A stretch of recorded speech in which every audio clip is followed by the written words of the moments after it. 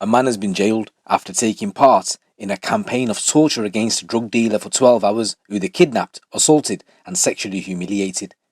After being taken from the street, the victim was tied up, beaten repeatedly, had boiling water poured over his cock, and had what he was told rat poison forced down his throat as they demanded a six-figure cash sum. Yesterday, the man who inflicted the majority of the violence on the victim, a 29-year-old Anthony Richardson, was jailed for his role in what the judge said was grotesque torture.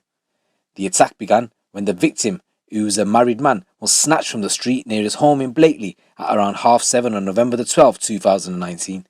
He was bundled into a car and taken to a nearby house of a drug addict mother, where he was tortured for the following 12 hours by the gang of at least 8 men. The prosecutor told Manchester Crown Court at this house he was imprisoned and assaulted over a number of hours. Demands were made that unless he handed over a six-figure quantity of cash, he would be gravely injured, if not killed. The victim was assaulted in the kitchen and living room. He was punched in the face, dragged around rooms downstairs, kicked, stamped on, struck with a chair, and he had his head hit against a wall.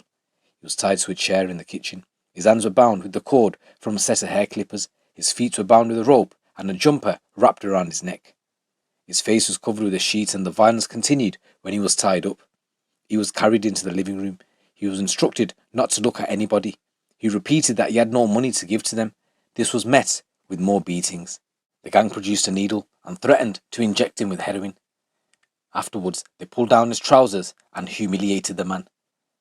The gang poured boiling water in front of their victim, and when he insisted he didn't have any money, Richardson and the other gang members poured the water onto his cock. The gang stuffed a sock into the victim's mouth and taped it shut. He feared he was going to suffocate. In desperation, he lashed out. The prosecutor said the victim was forced to swallow tablets. He was told they contained rat poison, and in 2 doses quantities of tablets were forced in his mouth, followed by water to force them down his throat. The victim thought he was drowning. It was only later toxicology tests revealed the pills were an antidepressant rather than rat poison. Another of his captors, Llewellyn Campbell, who appeared to be the gang's leader, removed his mask, and the court heard he told the victim, "You know I'm not playing about, mate. You know I'm not messing. You know, you better get me some money or you're going to be severely hurt, and you won't be going back to your wife and kids." The man was then led upstairs and locked in a wardrobe. The court heard he was so distressed he urinated. After he was held captive for 12 hours, the man managed to bite through his bindings, forced open the wardrobe and ran out of the house, pursued by one of his captors who chased him with a hammer as he begged for help from passers-by. The victim suffered a number of injuries in the onslaught, including burns, but none of them were serious. The court heard that the victim declined to provide a victim personal statement for the sentencing hearing.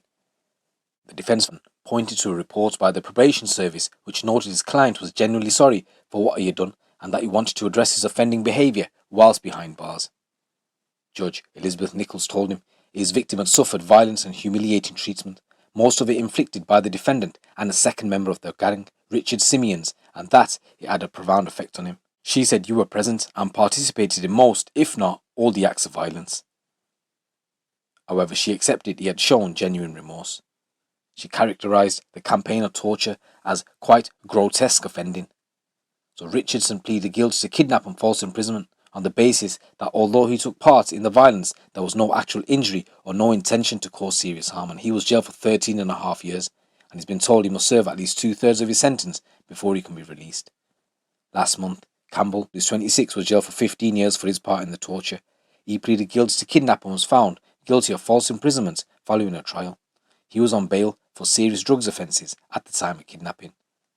There was another man who's called John Robertson, and he was jailed for 18 months. Richard Simeons is going to be sentenced at a later date. So guys, that's a new story coming from the Northwest. It's your boy GT. Keep it locked, keep it real.